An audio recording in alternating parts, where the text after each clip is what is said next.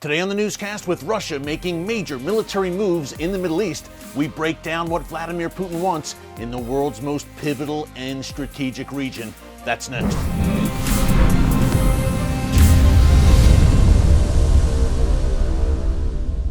Hey folks, Erick Stakelbeck here. Welcome to the Watchman Newscast. A quick Ukraine update to start out with. Russia says that it has withdrawn some of its troops and equipment from its border with Ukraine, but NATO officials say they have seen no signs of that, and according to them, an invasion of Ukraine by Russian forces still appears imminent. Now, the White House has said this for over a week now, and Western and NATO officials have said the same thing, but it's hard to figure out right now what is really going on. Yesterday, Vladimir Putin said that he wanted to give negotiations with the West another chance. His foreign minister, Sergei Lavrov, has encouraged him to do the same thing. Is that a ruse? Is it a head fake by Vladimir Putin? We're just not sure right now. There are some 150,000 Russian troops massed to the north, south, and east of Ukraine. Will there be an invasion, or is Putin just trying to get concessions from Ukraine and the West? That remains to be seen, but we will know very soon.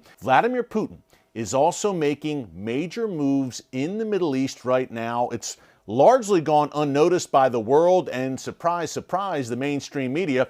But we reported on this yesterday here on the newscast. Russia is about to kick off its largest naval drill in the Eastern Mediterranean since the Cold War. Some 30 Russian bombers and fighter jets are joining some 15 Russian warships in the Mediterranean.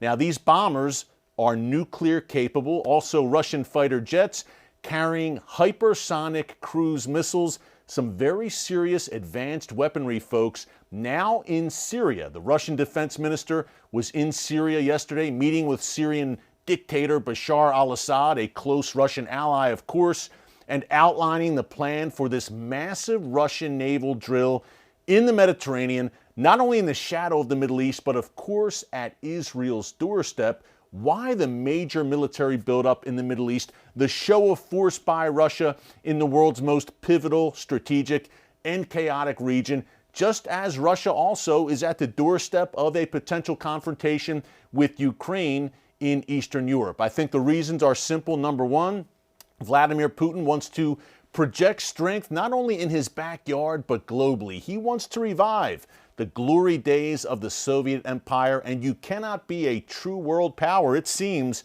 without some sort of power and influence in the Middle East. That's exactly why Russia has a troop presence, thousands of Russian troops right now in Syria as we speak. They've been there since September 2015, and as the events of this week, this massive military buildup, a naval drill in the Mediterranean, as those events show, folks, he's not going anywhere anytime soon, and he is not far from the mountains of Israel. We discussed this in depth on yesterday's newscast. Again, I encourage you to check it out. Prophetic implications, we think of the book of Ezekiel, chapter 38 and 39, that war of Gog and Magog that the Bible lays out. Many believe Russia will head up that latter days confederation that comes against Israel. And right now, the Russia-Israel relationship, which has been strong over the years, is in a bit of trouble in my personal view. And I say that because Israel has had a free hand to carry out airstrikes in Syria against Iran and Hezbollah and those various jihadi proxies operating at Israel's doorstep. Russia has granted Israel that free hand. Not that Israel needs Russian permission, by the way. Israel is a sovereign nation, but it's been a good thing at least to not come into direct conflict, of course, with Russia in Syria. So Russian forces have essentially stood down as Israel has struck Iranian and Hezbollah weapons convoys transiting through Syria on their way to Lebanon into the hands of Hezbollah. I'm talking in particular, of course, about those precision-guided missiles, PGMs for short, which would be a major game changer if they were to fall into the hands of Hezbollah. All that to say that that situation seems like it may be about to change. Now, former Israeli Prime Minister Benjamin Netanyahu, current Prime Minister Naftali Bennett have both held in-person meetings with Vladimir Putin, and there seems to have been some kind of understanding or agreement struck where Russia permits Israel to continue to operate freely against the Iranian axis inside Syria, even though Russia is aligned with Iran and Hezbollah and Assad in Syria. So a very delicate balancing act for Israel, to say the least. But hey, last month we saw Russian and Syrian fighter jets doing a joint patrol over all of Syria's borders, including Syria's border with Israel. We had Russian fighter jets over the Golan Heights. Then last week we had a Russian Foreign Ministry spokeswoman saying that Israel's airstrikes in Syria are, quote, a crude violation of Syrian sovereignty. Much more to come on Putin and the Middle East, but we want to take it back now to Eastern Europe, to Putin's own backyard.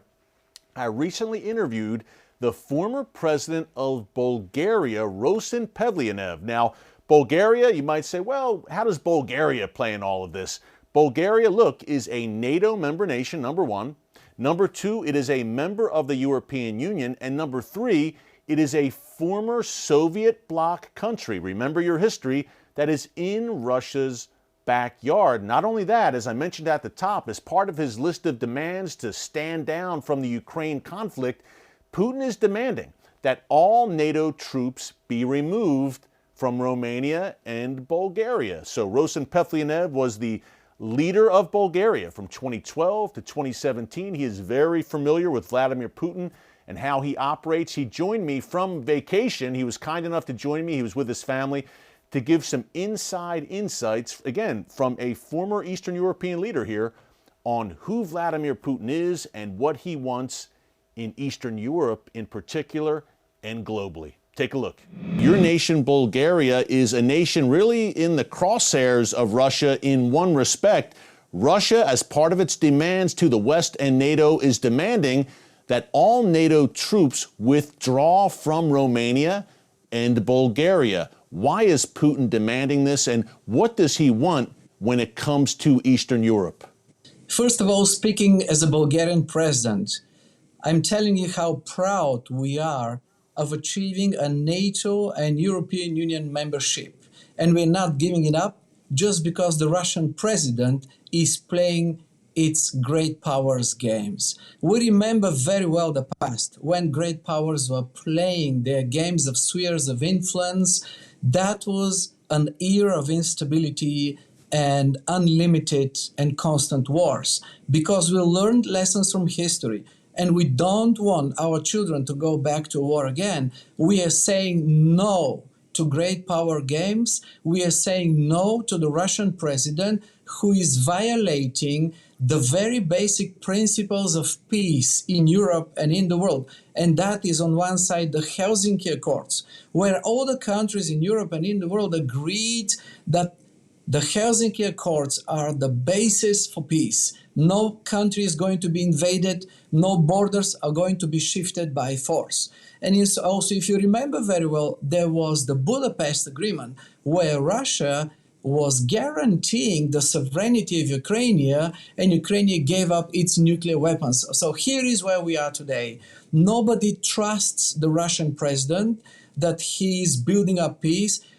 Nobody trusts him that even if he signs a new agreement, he's going to keep to that. And that is why we are in a uniquely unstable and untransparent situation where anything could be possible. And probably you can speak now about the different scenarios. What is at stake?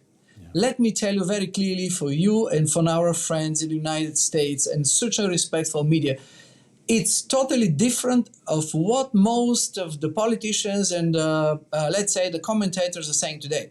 You would say Russia wants to invade because they want to have a land link to Crimea and this and that. You would say that Russia is building up its presence in their neighborhood. But actually, what is at stake is a totally different thing. And that is the future of Putin's regime itself. Mr. President, do you think Ukraine, in Putin's mind, could only be the beginning?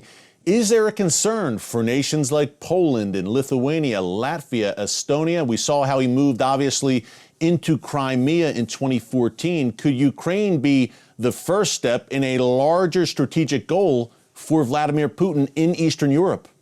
I don't think this is going to happen, and the Western Alliance is not going to allow that. But look, Kazakhstan, Georgia, Armenia, Moldova, Ukraine, all those countries, because the Russian president believes that they belong to his sphere of influence, those countries are with installed frozen conflicts, they're unstable, and they are fighting for their sovereignty.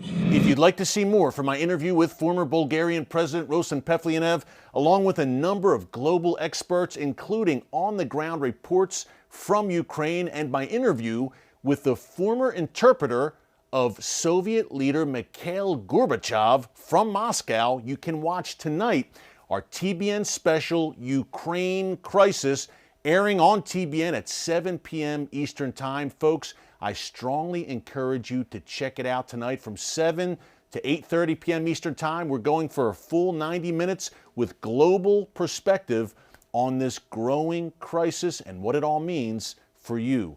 Hey, until tomorrow, thanks so much for joining us here on the Watchman Newscast. God bless you. And remember, never hold your peace.